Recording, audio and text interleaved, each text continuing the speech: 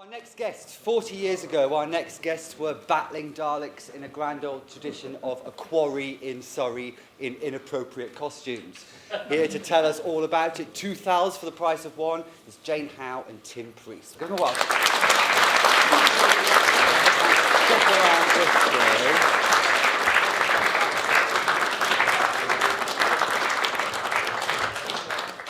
I'm getting in the middle. Hello. Here we are. Hello. Hello. Hiya. Welcome this afternoon. Thank you for coming. Thank you.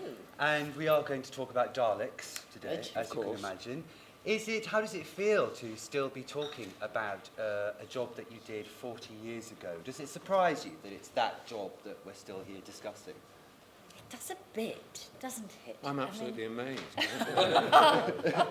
Truly, it's extraordinary. And we'll still be talking about it in 40 years' time as well. And what is it? Denville Hall. You'll have to come to us. And what do you think it is why do you think it is that you're still here talking about it? Well, it's just the power of the series, isn't it? That it's gone on, then been resurrected, and I'm thrilled. What does anybody feel about Peter Capaldi? Yes. Good news. Yes, I think is it? terrific news, and so it will just go on and on and on, won't it? And it's brilliant. But I'm quite proud of having been in one of those original ones before all the special effects, and I mean it was something rather sort of nostalgic and charming looking back, and it was rather remarkable what they achieved with, I would have thought, a pittance of a budget, wouldn't you? Well, Oh, I was yeah. paid a pittance, so and so it was a bit like sort of, special effects were a bit like sort of Blue Peter, Yes. sort Well, of. there were 2 flats with some Yes. plastic string, weren't they, draped down? Yeah. Yes. He's not really my grandson, he's my partner's grandson, but it's only about 7 or 8 years ago, watching our Planet of the Daleks, which, if you look at it now, can easily be seen to be rather creaky compared to all the scary stuff that goes on in a modern Doctor Who, was so frightened he hid behind the sofa. Really? And what really frightened him were what were they called? The silent thing? Spiridons. The Spiridons. Spiridons, yes. He was terrified of it. The invisible. And it was a real example of how something really quite simple, as long as it's well done, is just as frightening and just as effective as all the that's stuff now. interesting. Yeah, Yes. Sam was Yes. terrified. I mean, his mum had to turn it off. Right. Because he had a DVD from me, and they Yeah. had to pull it out and stop it because he was so scared Right. Brilliant. by this silent, and particularly when I did all that stuff. So I remember doing that. Can you fight the spiders now? Yeah, and do that. But when you see it, No, it was. I mean, I agree with you. Yeah. Yes, it was. I remember walking into the rehearsal, not really having thought a great deal about Doctor Who No, I agree. at that stage, because Yeah. we were busy being actors, weren't Yes, we, exactly. and went into rehearsal. And then John was fantastic. Do you think that? I thought he was fantastic. He was such a great team leader. Yeah, exactly. And we played lots of funny games, didn't we, in Yeah, rehearsal rooms? yeah. And sort of strange because the rehearsal rooms, all the different sets were marked out with posts and things like that so that you knew how it was going to be in the studio. And because BBC had this huge, great building in Acton, which was always known as the Acton Hilton, and everybody who was ever working at BBC, all the comedy people, the drama people, were always rehearsing on different levels of this vast building. And but we used to play all sorts of games around those, like hooplas and things. Yes, and then he had various songs he would sing. Yes. As well, and they all had jolly choruses that you had to join in. And no, he was terribly jolly, and he and Katie were a real partnership, weren't they? But he also wanted to do it. He wanted to do it Seriously. seriously. Yes, he did. It was really, really important to him. Yeah. Because he was seen to be on the lighter side of the business. And it Yes. was very important to him. I mean, I look at some of the stuff we did with him, Yes. and he's really giving back. And he isn't being the star. He's listening and responding, and he played the scenes, and that was very, very important to him. That was what was lucky for us, I think. Yes, he had great energy, didn't he? He was fantastic, Yeah. yes. What age was he then? In his I don't know. Because Because 50s, mid-50s. mid-50s, yes. Well, I think that's what's happened now, is I think Peter Capaldi is the next one on from John Pertwee. In a Yes. funny kind of way. It reminds me, in looks and age and Yes. and maybe gravitas. And commitment, yes, and exactly. commitment. He reminds me of Yes. John Pertwee, which is, I think, quite interesting. Yes. Because I think with John, he was always looking for the truthfulness, isn't it? In Yes. the situation. Absolutely, yeah, exactly. And there's that beautiful scene with you and him when you're locked up, and it's a really About honest cowardice. scene to watch. Actually, It's a very, he really, really plays it well. Because I mean, I was I went to the Bristol Old Vic School and learned Stanislavski and the method, and I was all for really, working out the meaning of the relationship and who your auntie was and everything to do with it. But John didn't come from that kind of discipline. But watching that scene, you're quite right. That's the scene that I'm really quite. I don't want to sit here and say I'm proud of it, but Why not? I'm sort of quite proud of it. Yeah. And it's down to him. You can't do that if the other person isn't doing it for you. So he's great. Yes, I think what we're probably both saying is that within the business at the time, not now, because now it's a terrifically sort of huge gig to get, is Doctor Who, but at the time, it was just as a children's programme, so it wasn't considered a great, you didn't go around sort of really sort of going, oh my God, I've got a Doctor Who, isn't that? So, but it was a job and it was good. So you went in a little bit that you were just doing children's television, so it wasn't as if you were doing Play for Today or something.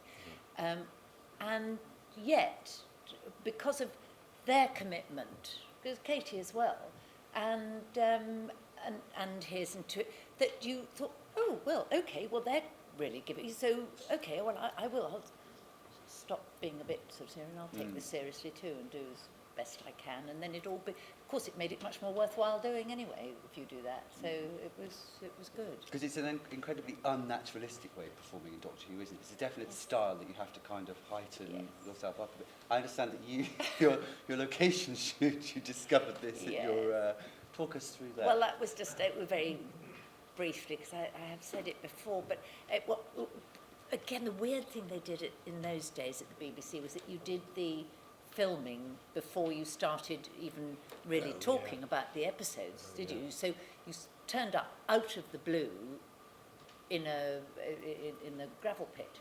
Yes. And, hello, and you're John, hello, how do you do, and things. And, and oh, Jane, get into your costume, so you get into your strange costume. And there, the scene was a reaction shot with Katie of the insides of a Dalek being, of course you weren't seeing this, but you were seeing our reaction to it.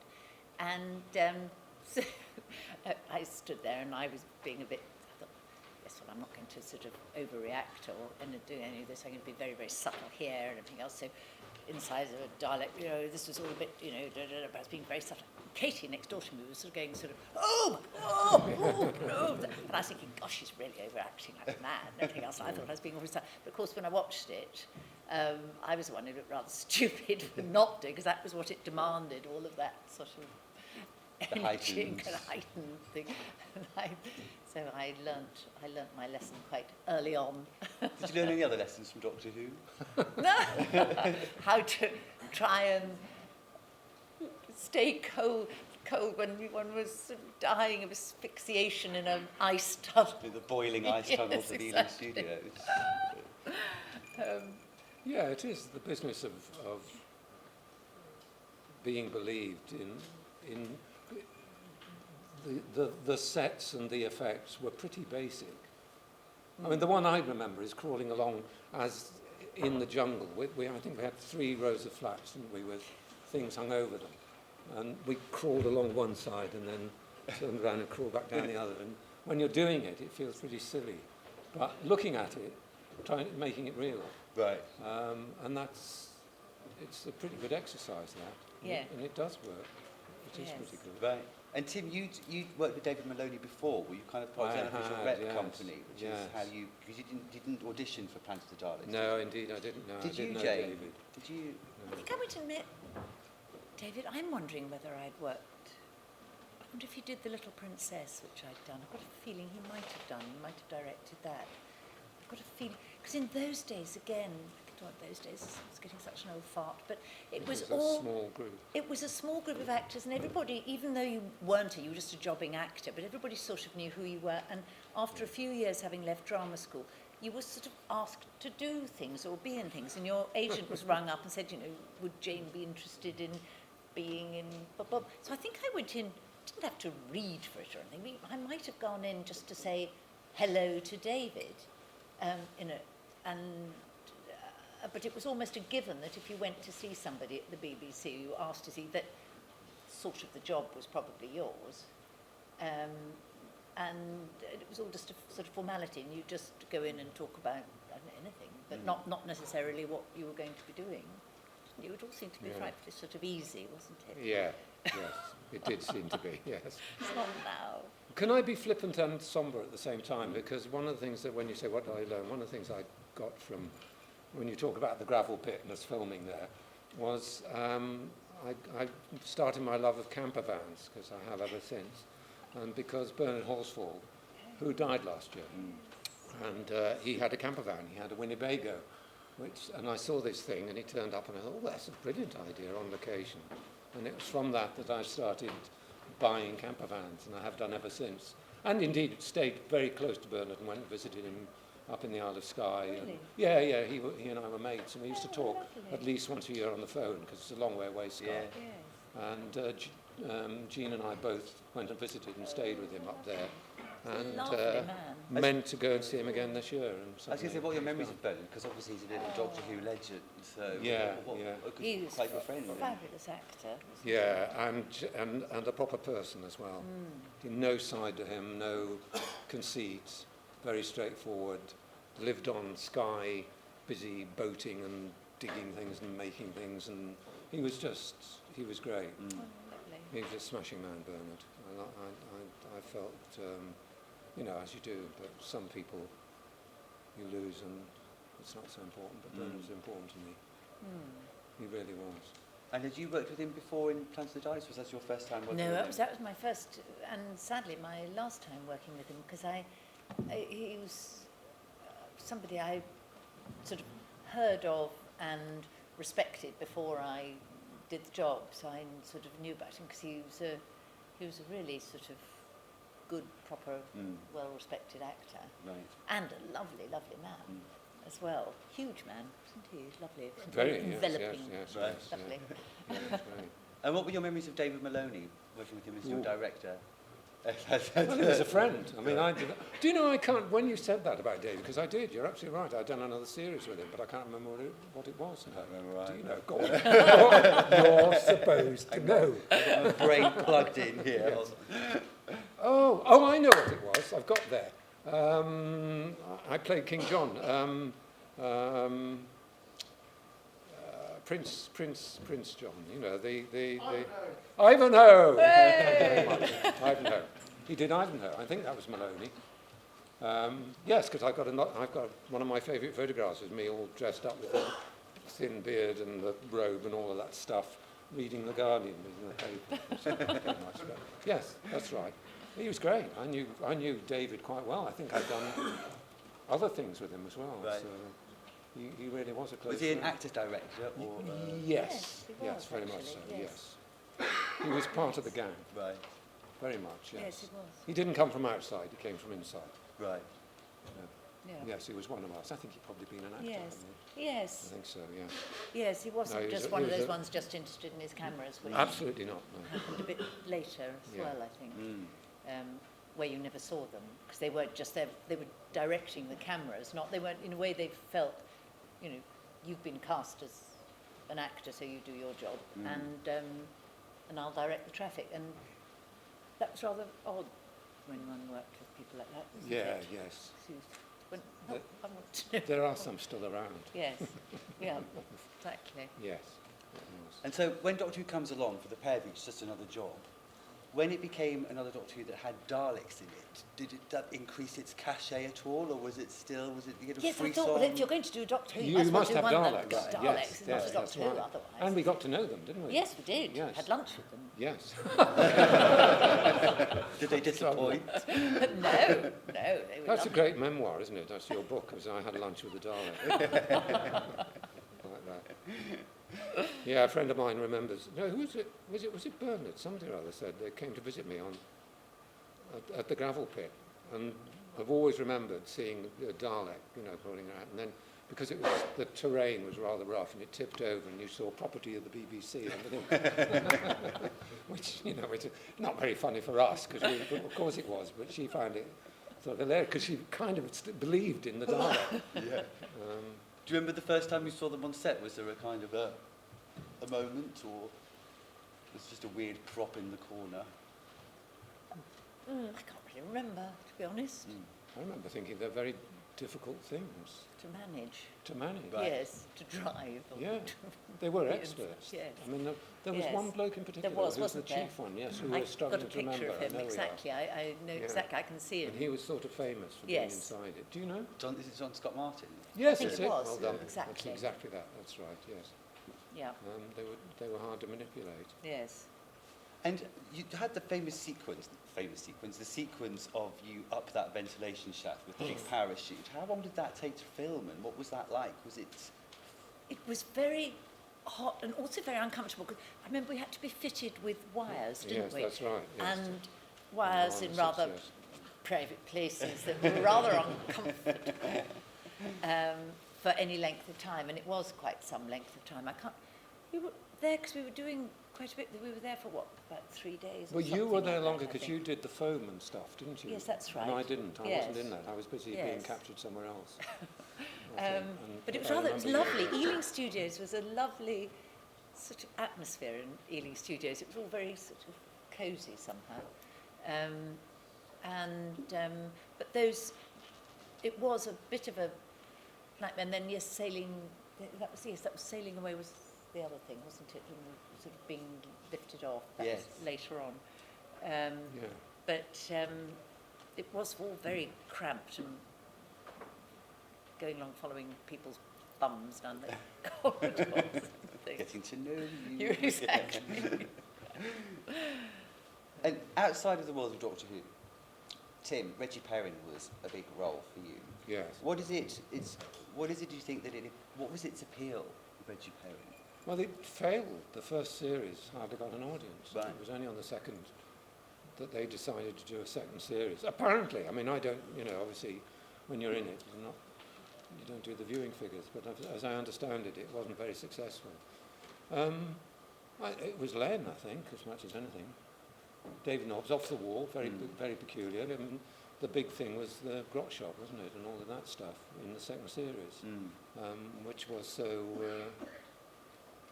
different, imaginative, and Len again was a bit. He was sterner than John, but he was a stickler for it being right. And I mean, I've seen Len hold the studio up, and that's quite a lot of money because a prop wasn't right. Really? Yeah, there was a prop there, and I can see him sitting there saying, "Sorry, no, not there. Go and get the prop." And they couldn't just get it just like that, so we sat for 2 hours waiting, and he wouldn't do it. No, it was Was very that in the important. days when you only had sort of like a few hours Absolutely, to record it? exactly, yes. I don't know how it worked. Yeah. You had studio time from Studio such time. an hour to such Yes, an, that's right. and that was. And then that you was had it. overtime, didn't you, after 10 o'clock or something? Yes, Remember? yes. If you could. If you were If you were allowed allowed it. to. But that I think was what pushed that through. And then, of course, it developed its own cachet. Because it really struck a chord, didn't it, for Yes. the second series onwards. And I remember the repeats in the 80s, it kind of happened again. There's Yes. obviously something intrinsic in it itself. Well, there's somebody trying to make this strange commercial world that we have to live in, to make sense trying of to it. make sense of it. Good luck. Yeah. I saw George Clooney, there was a film on just this last week which I recorded, George Clooney, I can't remember the name of it, black and white, about McCarthy. And we watched it last night, and it's about how television should have it's about the Ed Morrow show, really, and about how television should have a real purpose and have some significance and benefit all of us, and how it's becoming, or could become at that time, perverted. And by God, it doesn't half ring true now. It's nasty, that. And then we go back to things like Doctor Who, and there was then an innocence which meant that programmes like Doctor Who had a significance. The danger now, and I think Peter Capaldi will be, maybe, and I don't know whether others will be working for it, but I think, and it isn't with Doctor Who, but with complex programmes, the more money spent on it, that they become, they're there for their own sake, to show how much money, how big a budget, how fantastic, how splendid, instead of it being, having some information. There's an article in the Sunday Times today. Well, it's not an article, it's A.A. Gill, who's being a bit snooty about it, but his point, in amongst all his clever writing, is that, yes, the BBC throws so much money at Doctor Who now because of its sales and because it is sort of, that is the rest of drama going to suffer because of it, and is actually Doctor Who going to suffer because of it and become just some froth? Just a brand. A brand that, it could be, yes, for that's right. selling by sort of being over the top, and will Peter Capaldi as an actor be wasted in a froth of sea of nothingness? I mean, he's asking these questions, you know. Right. Because he is such a good actor, will that just be, you know, our loss, that we've lost a really good television actor to Doctor Who and a big, to explosions, and where it could be in the sort of format, the way it's going, it could be, it could be anybody, could be Doctor Who, because it's all getting a bit too big for the call, really. One for the forums there, I think. Jane, I've got to ask you about EastEnders, because your Jan storyline was when EastEnders was being watched by 26 million people at the time, and it was just enormous, wasn't it? What was it like to be part of that phenomena, I guess? Was it? It was very, very strange, because I had no idea. It was sort of, I might be wrong, but it seemed to be at the beginning of all this sort of celebrity nonsense. And I absolutely had no idea. I'd said to my agent because I was only booked for 5 episodes or something, and I was a bit wary about doing it because it was a soap, and in those days you thought, oh, I don't know about a soap, and I better be a bit careful about a soap. It's all completely reversed now. I mean, and everybody's thrilled to bits to get a soap because that gets them on the ladder and and then the world's their oyster. But that's not. It was the opposite, that people might not employ you after a soap, so you had to watch it. So I agreed to do 5 episodes. That was fine, and I didn't want. And I said to me, I don't want any publicity. I don't want anything. I don't want anything to do. I'm not going to give any interviews to any papers. And so then I remember had flu or something, and the first episode went out. And then my agent rang up and said, oh, I've got the news of the world and the people and the God knows, and they're all bidding, and they're bidding. These huge sums of money were being talked about. And I said, what? I don't understand. And of course, just had a baby and didn't have any money, and so I tempted. And all that nonsense. And then things like sort of going off with Anita Dobson to Newcastle. We were asked to do a sort of opening thing, and again, lovely sum of money we were going to be getting, and that was, so I thought, well, all right, we were going to be flown up on a Sunday. It wasn't going to interfere with anything, and then come back again. And I was at drama school with Anita, and she was a friend, and we thought that would be rather jolly.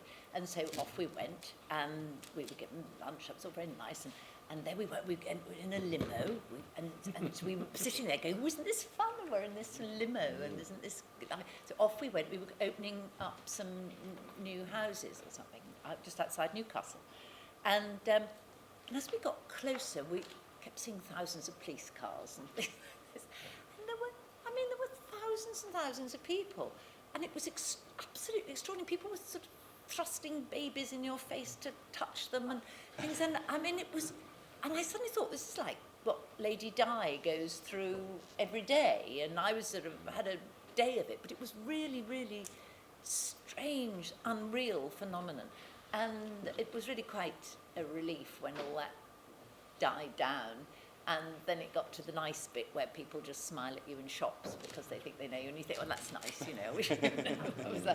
Because really, I mean, I'm interested to have had a taste of being a 5-minute sort of Z-list celebrity, but I mean, no, thank you. It's not something you actually want. Want to deal with? No, not on a long-term basis.